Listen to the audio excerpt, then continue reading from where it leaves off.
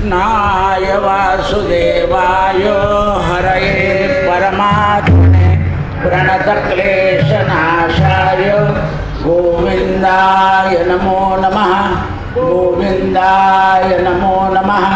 गोविन्दाय श्रीकृष्ण गोविन्द हरे मुरारे।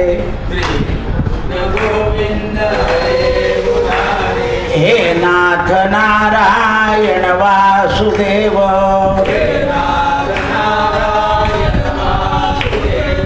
श्रीकृष्ण गोविन्द हरे मुरारे। हे नाथ नारायण वासुदेव।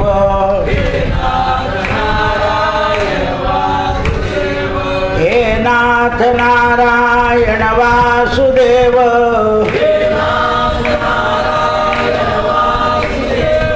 हे नाथ नारायण वासुदेव।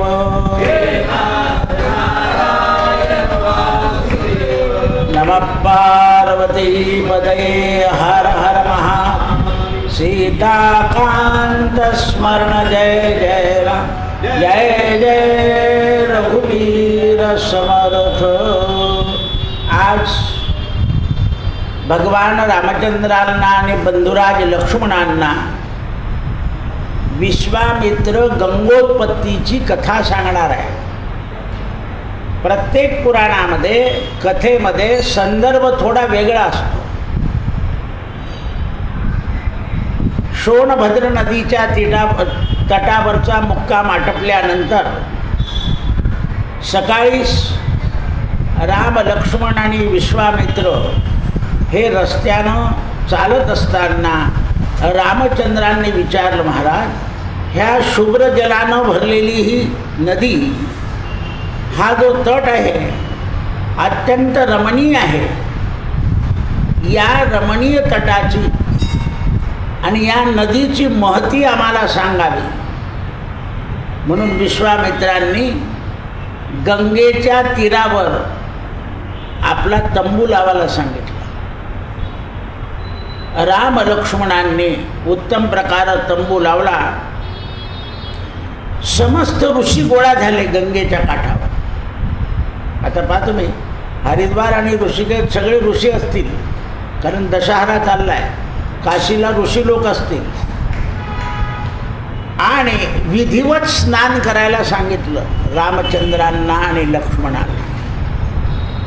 विश्वामित्रांचं स्नानाला दोन्ही भाऊ सेवेला उभे राहिले। विश्वामित्रांनी तर्पण केलं आणि राम लक्ष्मणांनी स्नान केल्यावर गंगा तटावर उभं केलं आहे विश्वामित्रांनी। तुमचे जरी पिता असले तरी आजोबा आणि पंजोबाचं स्मरण करा गंगेवर, कारण वडील असेपर्यंत तर्पणाचा अधिकार नाही, पण स्मरण करायला पाहिजे। पितरांच्या स्मरणानं संकट दूर होता रामा। म्हणून हात जोडून स्मरण सांगितलंय। आपण कसं झटकतो माहिती का, तो मोठा करायचा मला काय करायचं, अरे स्मरण करणं असंच चालतं ना। मोठाने तर लहान, मोठाने तर लहान,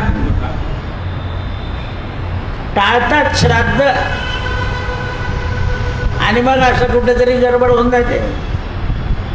चांगला मी ऋषीगडला गेला का अक्षर व्हावा देव बी असं कसं आहे म्हटलं, तो पितरांनी गेला,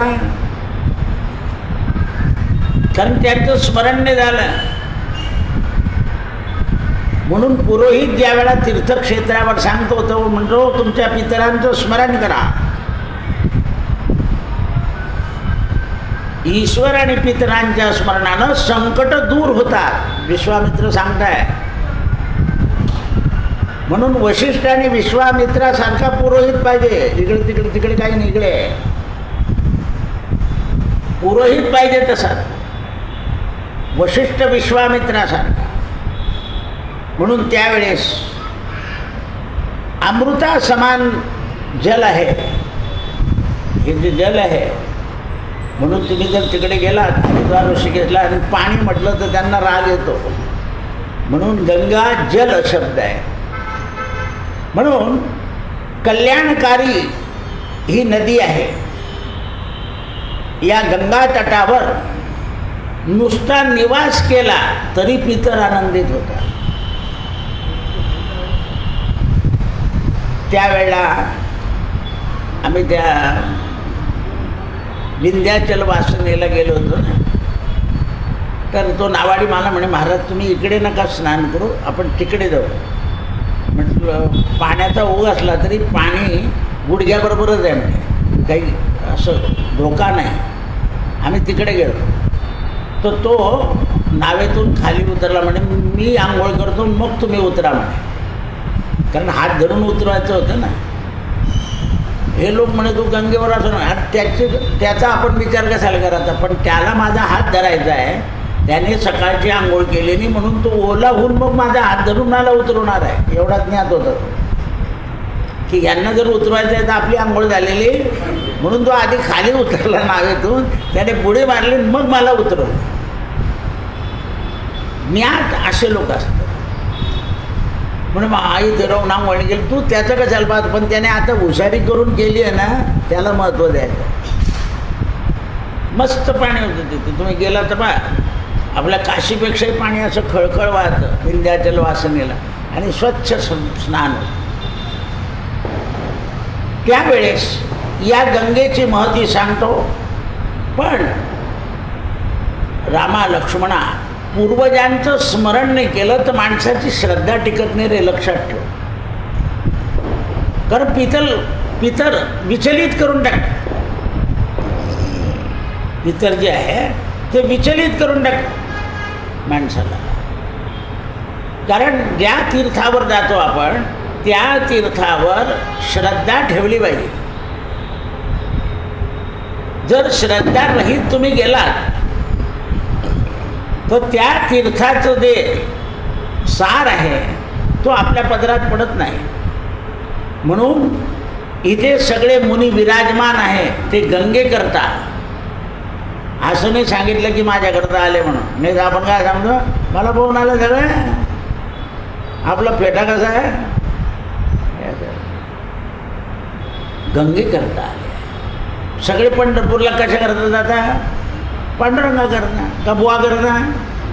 एक वर्ष तुम्ही आजारी पडा का लोक जाणार नाही,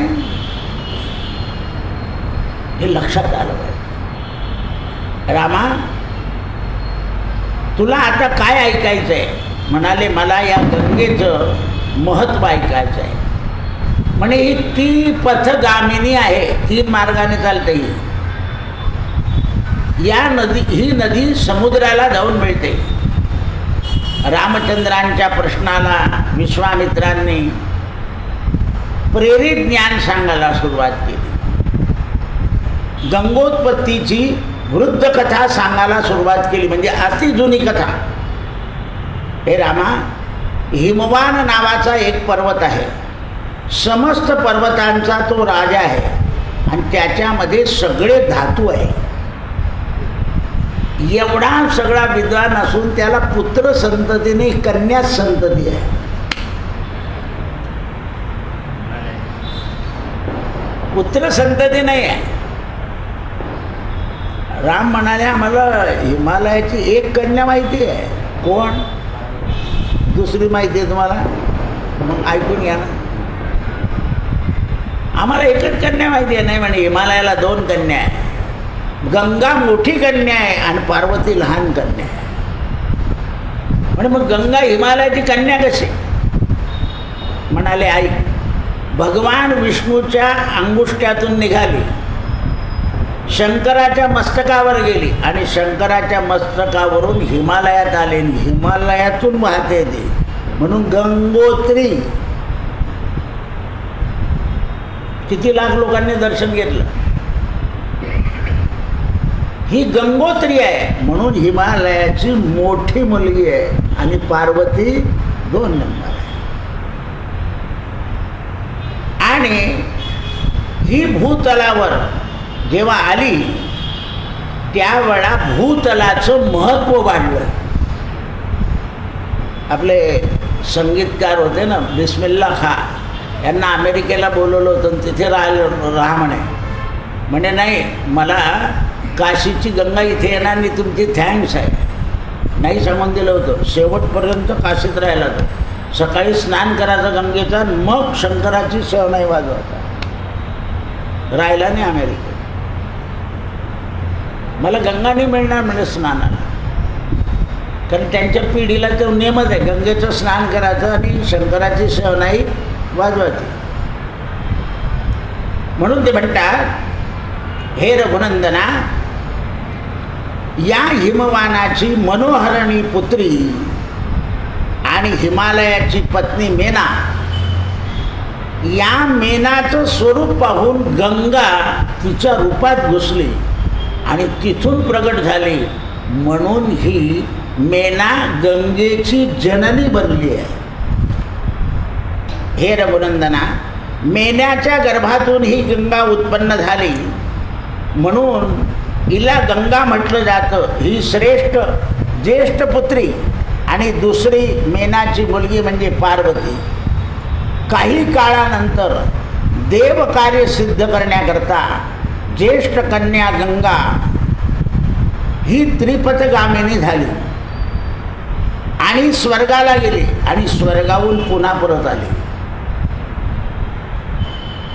म्हणजे भूतलामध्ये पण आहे, म्हणून गंगेचा काही भाग जमिनीत जातो, काही भाग वरती वाहतो आणि काही भाग स्वर्गात जातो, म्हणून त्रिपथगामिनी. स्वर्गातही आहे, पण आपल्याला आकाशगंगा दिसते, तयार होते ती, तशी ही गंगा आहे. हिमवानाला या गंगेनं त्रिभुवनात श्रेष्ठ केलं आहे, म्हणून सगळ्या पर्वतांपेक्षा हा हिमवान सगळ्यात श्रेष्ठ आहे. हा एवढा श्रेष्ठ असल्यावर सुद्धा या गंगेला जगाच्या कल्याणाकरता याने प्रवाहित केलेली आहे. तिन्ही लोकांचं हित इच्छिणारी ही गंगा त्रिभुवनामध्ये गंगा जलानं मन तृप्त होतं. नुसतं पाहिलं जरी गंगेला, आम्ही त्या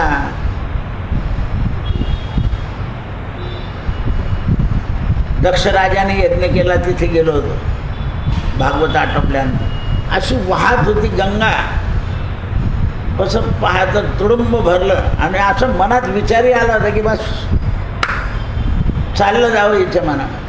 तोपर्यंत कोणीतरी शंकराचार्य आले, मी मागे फिरलो, त्यांचं दर्शन केलं. ते अगदी मनाला तृप्त ते. आम्ही ती ही गाडी पुढे निघून गेली, संध्याकाळची गाडी पकडायची होती.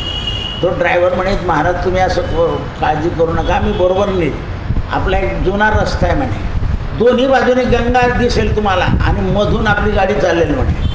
तर 12 किलोमीटर त्याने दोन्ही गंगेमधून गाडी आणली होती आणि ते दिल्लीला अगदी राईट टाईम पोहोचवली त्याने. आम्ही गाडीतून उतरून गाडी स्टेशनला लागली होती, खूप घाई झाली त्या दिवशी. त्या दोन्ही भागामधून नदीतून गंगा काढली होती, आपली गाडी काढली.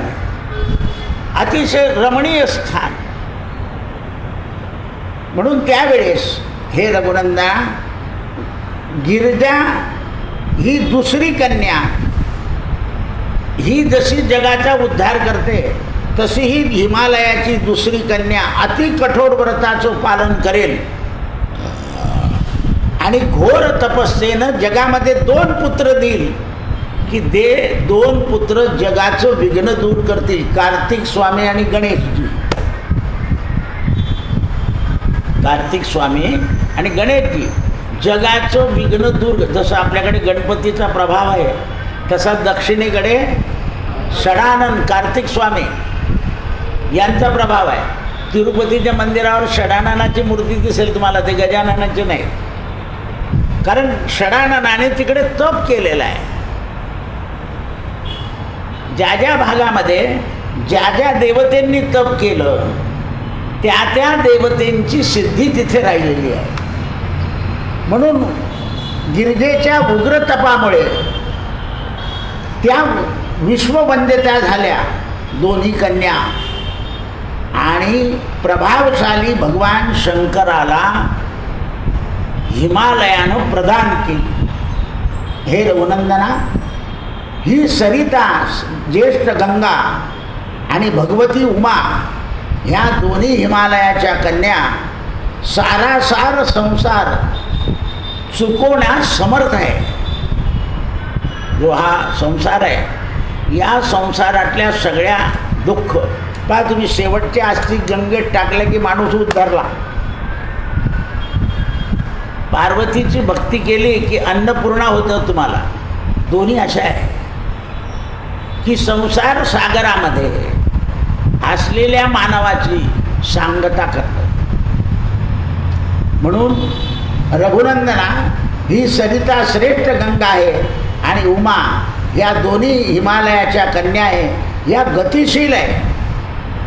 त्यावेळेला राम म्हणाले, गंगेच्या उत्पत्तीविषयी माझ्या मनामधला हा त्रिपतिगामिनीचा शब्द आता मला कळाला. ही आकाश मार्गाने सुद्धा जाते.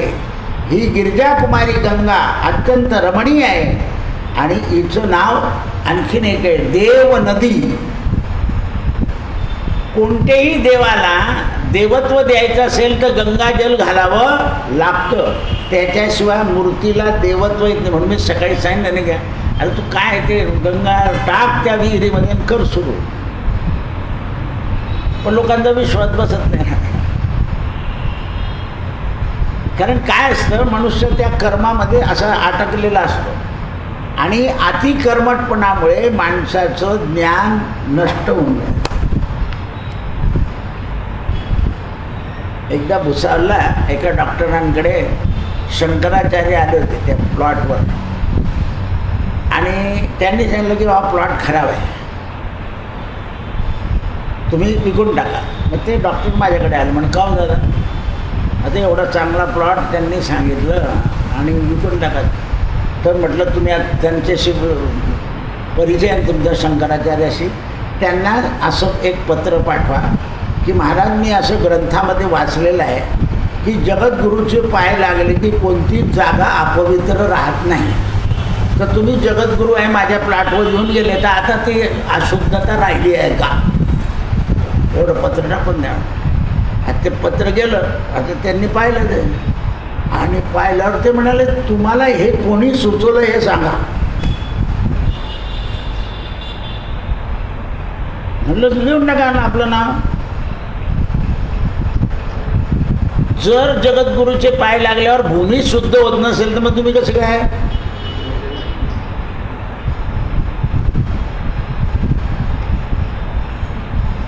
असं आहे ते. लागले ना, आपल्या आई वडिलांचे सुद्धा चरण लागले तरी भूमी पवित्र होते. तुम्ही ते ठेवत नाही, त्या अवघड आहे ना. अशा कशी काय पवित्र होईल? म्हणून तुमच्या गुरुनं तुमच्या घरी येताना विचारलं पाहिजे, तुम्हाला आई बाप वागवतो का नाही? म्हणे नाही. म्हटलं झालं येत नाही. पण तो म्हणतो 500 रुपये जातील. तो असा आहे आपला नथू भाऊ. लक्षात विचारलं पाहिजे, तुमचं काम आहे धर्मगुरूंचं, तुम्ही विचारत नाही. काही करत. ते आज परत बाई आली होती वास्तुशांतीवाले, 3 वेळा कॅन्सल आहे. आज दुपारी म्हणजे दादा मग ते घर विकून टाकू का? म्हटलं काही घाबरू नको, चांगल्या मुहूर्तावर कर. बिना मुहूर्तावर केल्यावर कसं होईल? म्हणून जलप्रवाहामध्ये पाप निघून जातं आणि रसातलात जातं पाप. गंगा काय करते पहा तुम्ही, काही आलं ना तर अशी बाजूला फेकत असते, काठावर टाकून देते. शेवसुद्धा 2-3 तासामध्ये काठावर फेकून देते. आता तरी शेव टाकत नाही, तर पूर्वी शेव टाकून द्यायचे असे पाण्यामध्ये, काठावर फेकून द्यायचे. म्हणून अशा या गंगेचं पाप दूर करणारं चरित्र मी तुला सांगितलं. त्यावेळेला विश्वामित्रांनी सांगितलं, रामा, हे तुम्हा दोघं भावांना मी महती सांगितली. तेव्हा रामानं विश्वामित्रांना गंगेच्या काठावर 3 वेळा मस्तक ठेवून नमस्कार केला. कारण म्हणे 3 वेळा म्हणे त्रिपथगामिनी. काय उत्तर दिलंय? म्हणून आपल्याकडे त्रिवार वंदन आहे. ब्राह्मणाची स्त्री नमस्कार करते ना तेव्हा 3 वेळा असं करते. ती डोकं नाही ठेवणार पायावर लांब वेळा, 3 वेळा नमस्कार. आता ज्यांना माहिती आहे ते, आता नवीन मॉडर्न काही खरं राहिलं नाही.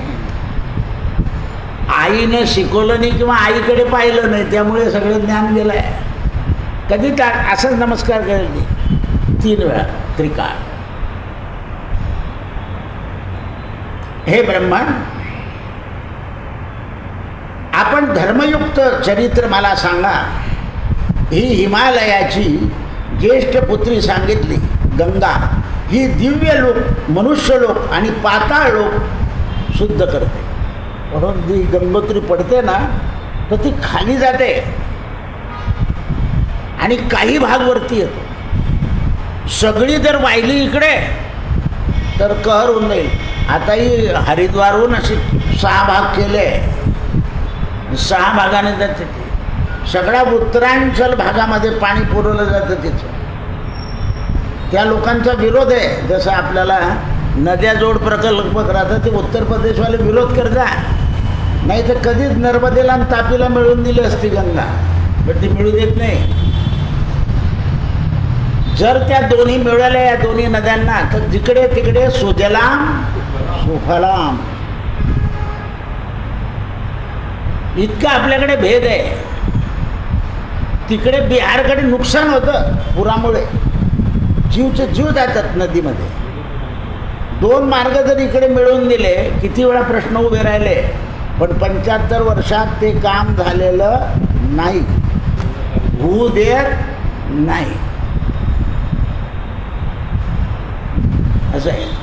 अहो, ते बंगालमध्ये मतदानच करू देत नव्हतं. ते कलकत्ता कुलप लावून घ्यायचे हिंदूंच्या मत घरांना. हे आता उघडले म्हणून लोक निवडून आले. म्हणून ते म्हणतात, या पवित्र गंगा किनाऱ्यावर ज्याप्रमाणे तुम्ही याचं महत्त्व सांगितलं, त्याप्रमाणे दुसऱ्या मुलीचं महत्त्व सांगा. हिमालयाच्या पार्वतीचं.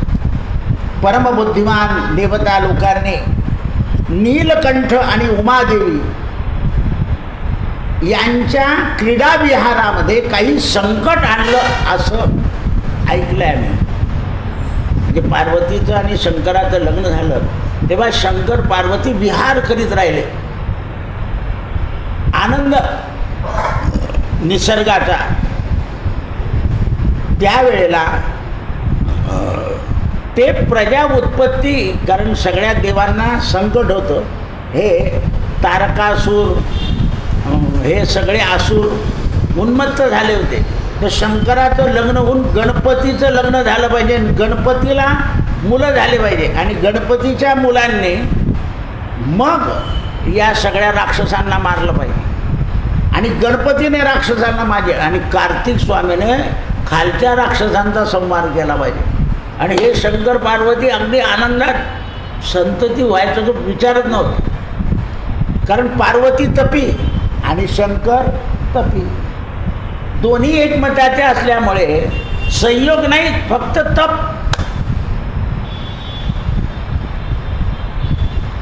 बस संयमी पती पत्नी एकटे असले तर 4च फलके करतात, 2 तुझे 2 माझे, बस काय. कारण तो संयम आहे ना. माणसाने 3 खाल्ले तर बाई 2.5 खाईल, 3 खाणारच नाही. जे संयमी लोक आहे ते बाकीचा भोग हा विचार करीत नाही. असंयमी लोक भोगाचा विचार करतात. आणि म्हणून संत लोक आपल्याला सांगतात, भोगासंगे कधी न गुंतावे. संसारामध्ये भोगामध्ये आपण गुंतून जातो. काही लोकांना लग्न झाल्यानंतर राहायचं नसतं लगेच, तर ते आल्यापासून दुसरं कामाचं घराणं घालतं. मला तिकडे जायचं आहे, मला तिकडे जायचं. आपल्याला कोणी म्हटलं तर आणखीन 2-4 दिवस राहून जातं. लग्नाचा उतार खाऊन जाऊ.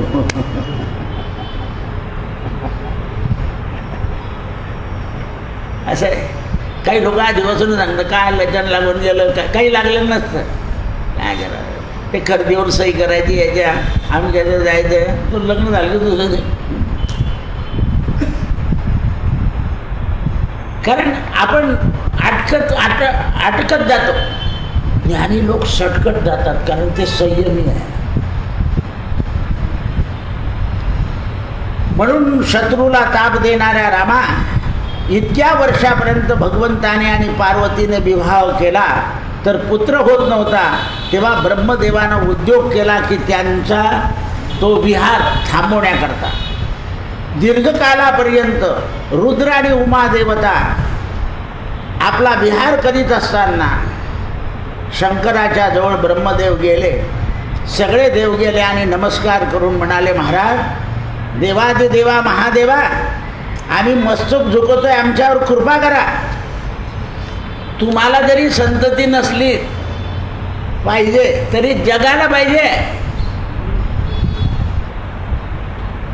त्यावेळेला वेदबोधित तपस्या करा.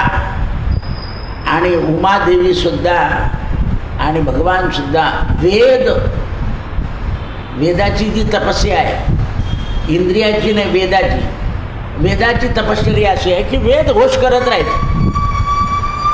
तिन्ही लोकांचं हित करण्याकरता ब्रह्मदेवानं आपल्या मायेला सांगितलं की भगवंतामध्ये कामदेव पीडित कर आणि भगवंताचं वीर्यखलन कर. त्याच्यापासून चांदी निर्माण करायची आणि पृथ्वीला शांत करायचं आहे. म्हणून योग मायेनं ते खलन करवलं. आणि योग मायेने खलन केल्यावर त्यावेळेस पृथ्वीला आनंद झाला. त्यावेळेला उमादेवीनं ते पाहिलं, पार्वतीनं, अरे या ब्रह्मदेवाने असं करवलं. मग तिने ब्रह्मदेवाला आणि पृथ्वीला श्राप दिला. आता ब्रह्मदेवाला जर उत्पत्ती करायची तर जगामध्ये, तर ब्रह्मदेवाला ते करणं भाग आहे. अशी माया अडवते आपल्याला. आता हे मायारहित होते दोघंही. पार्वतीने सुद्धा माया जिंकलेली होती आणि शंकर तर मायारहित आहे.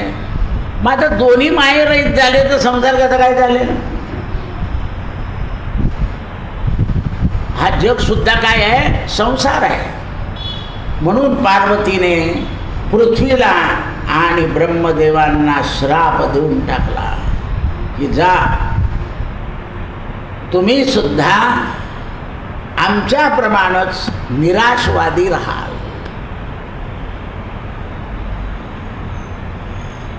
सुरश्रेष्ठा हो, तुम्ही भगवंताचं तेज क्षुधेनं काढलं, मला कळूनही दिलं.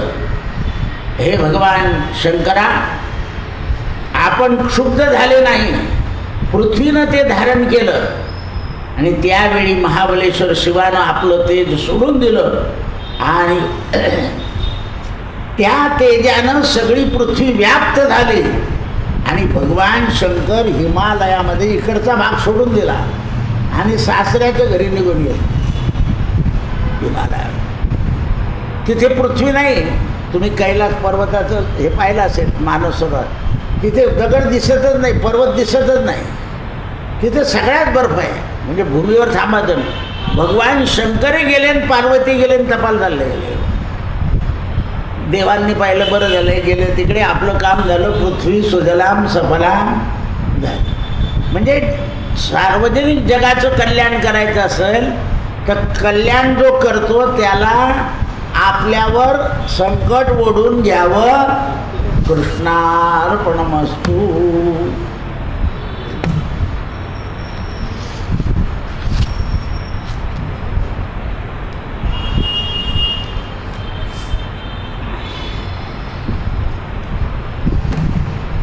सातवा अध्याय.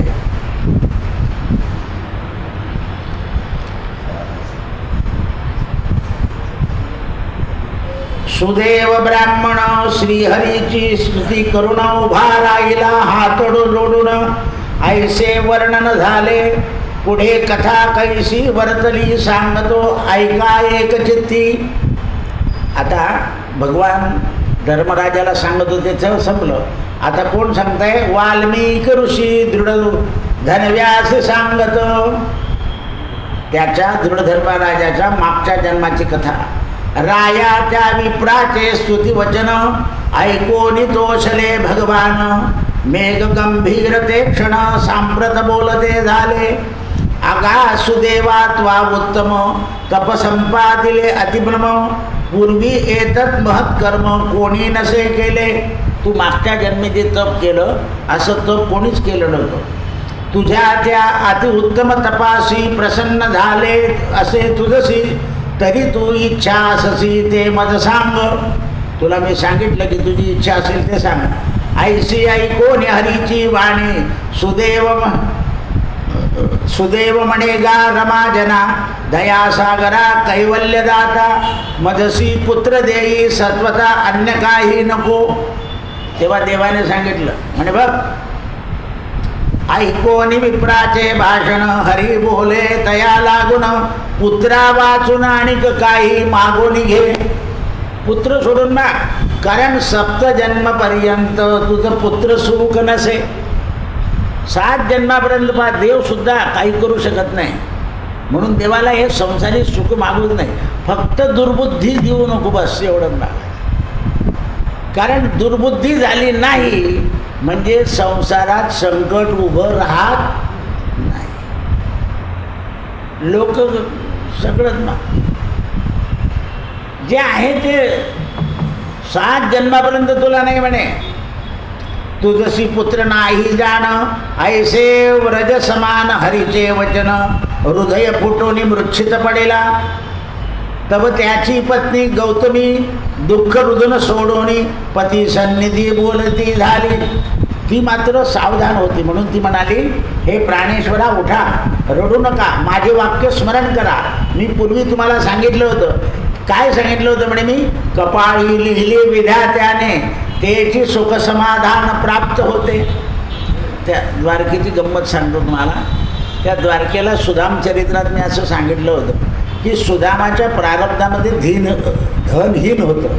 तर देवाने काय केलं म्हटलं की त्याला गंध लावला, तेव्हा धनहीन पुसून टाकलं. दुसऱ्या दिवशी जो बाहेर जाय तो गंध लावून ये. असं आहे ते. देवाने लावला पाहिजे गंध. लक्षात आलं का? ती शक्ती देवामध्ये आहे. आता बा कुठेतरी येतं ती गंध लावून देतं. चंदनंच महत्पुण्यम पवित्रम पापनाशनम. देवाला लावून उरलेलं चंदन जे आहे ना ते प्रारब्ध बंद होतं. देवाची पूजा झाल्यावर उरलेलं. मग काही लोक काय करतात, आधी काही लावत नाही, थोडंसं कुंकाचं बोट लावायचं आणि मग पूजा करायची. आणि मग देवाचं उरलेलं चंदन भाडावर लावायचं मध्यभागी. म्हणून ते म्हणतात, मी तुम्हाला सांगितलं होतं तैसे अभागी सर्वदा उद्योग निष्फळ होता. प्रारब्ध असं अभागी माणसाने काही उद्योग काढला तर तो निष्फळ होतो म्हणे. ऐसे बोलती सकळ तिन्ही दैव प्रबळ. सूर्यापुढे खाद्य विकळ तैसे दैवापुढे. तस्मात सर्व त्याचा विश्वास टाकून उठा प्राणेश्वरा. ऐकोनी गौतमीचे भाषण विष्णू बोलते झाले. विष्णू म्हणतात, हे गौतमी तू बोलते ते खरं आहे, पण याला समज नाही. त्या वेळेला गरुड म्हणाला, देवा तुम्हाला सगळ्यांची दया येते आणि याची ब्राह्मणाची दया काय येत नाही म्हणे. काय कारण काय आहे?